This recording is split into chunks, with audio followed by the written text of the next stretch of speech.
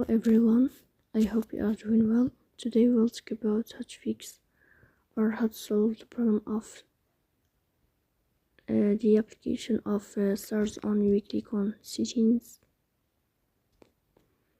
Here we click on apps, default apps, app settings. Then in this list you search about the application of Starz on and you will enter. Here in this page of app info, you will go here to first stop and you will click OK. Then you will enter to the window of storage.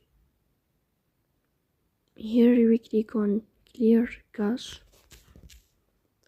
In the end, you will turn off your phone and you will restart your phone again to fix that problem. So please don't forget to support us.